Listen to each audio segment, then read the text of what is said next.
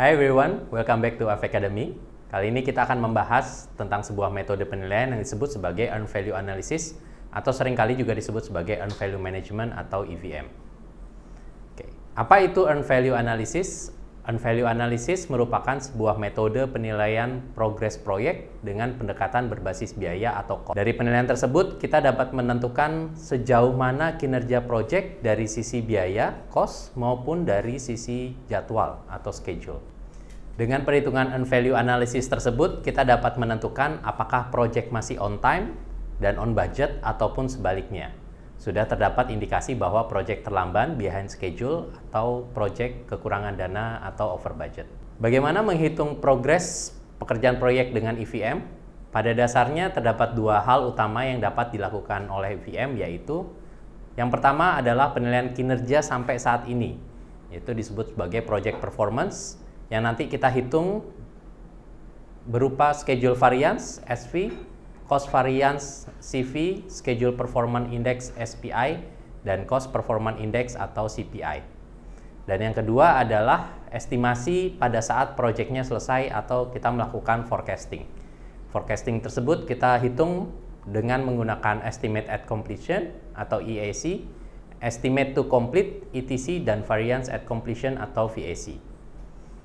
Nah, untuk dapat melakukan penilaian kinerja tersebut dengan metode EVM, terdapat beberapa parameter yang harus kita ketahui dan kita miliki sebagai datanya, yaitu yang pertama adalah Budgeted at Completion atau BAC, Planned Value atau PV, Actual Cost atau AC, dan Earned Value atau EV.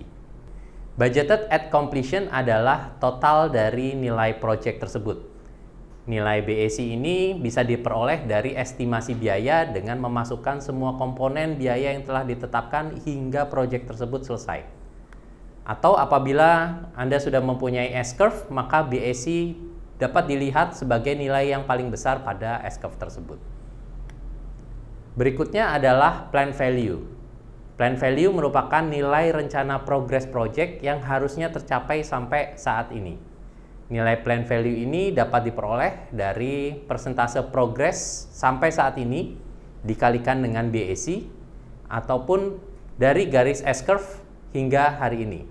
Sehingga pada dasarnya kalau kita perhatikan S-curve tersebut merupakan kumpulan dari nilai PV untuk setiap periodenya. Yang ketiga adalah actual cost.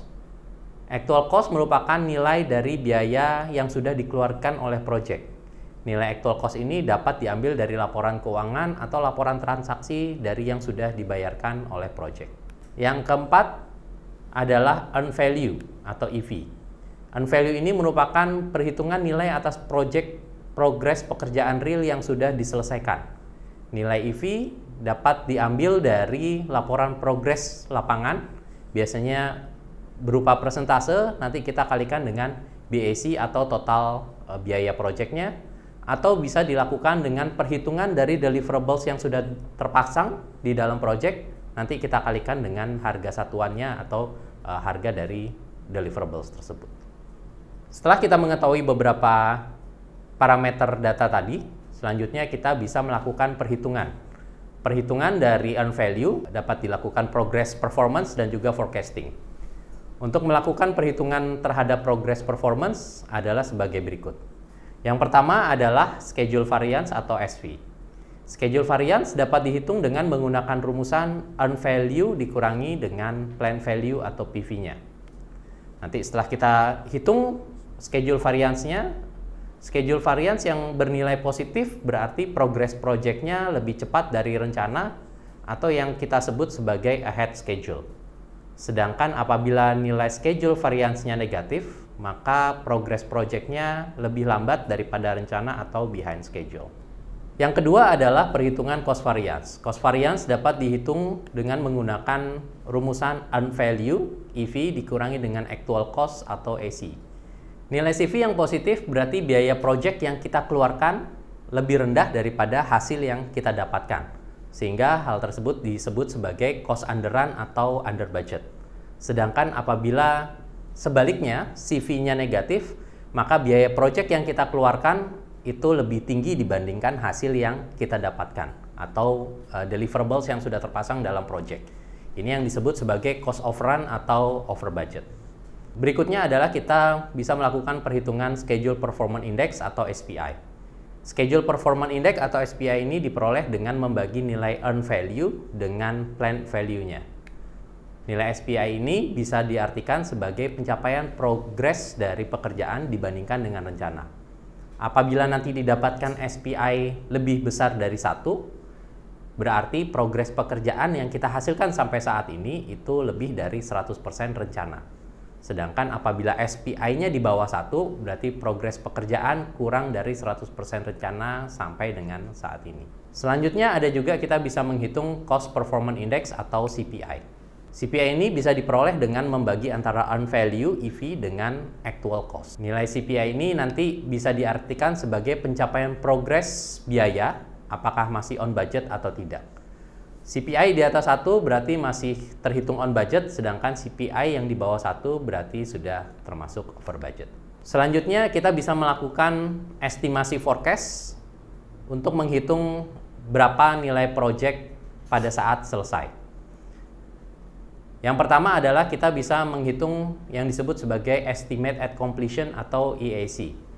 EAC ini merupakan estimasi nilai akhir project dengan kondisi performance saat ini.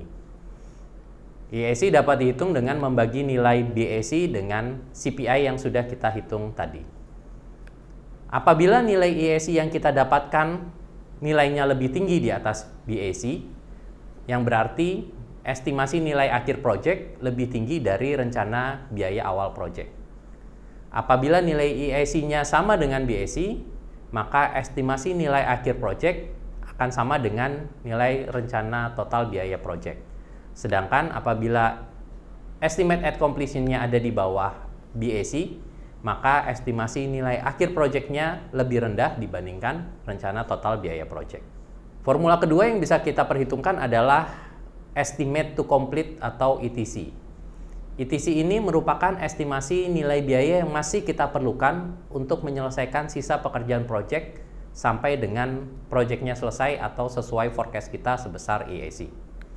Sehingga estimate to complete ini bisa kita perhitungkan dari pengurangan nilai EAC dengan actual cost atau uang yang sudah kita keluarkan selama proyek sampai dengan saat ini. Fungsi untuk mengetahui nilai ETC ini kita bisa memanfaatkan untuk menentukan berapa kebutuhan biaya proyek hingga proyeknya selesai. Dan yang terakhir adalah kita bisa memperhitungkan atau melakukan estimasi terhadap variance at completion atau VAC. VAC ini merupakan estimasi dari selisih nilai antara rencana total biaya dengan estimasi forecast total biaya yang sudah kita hitung.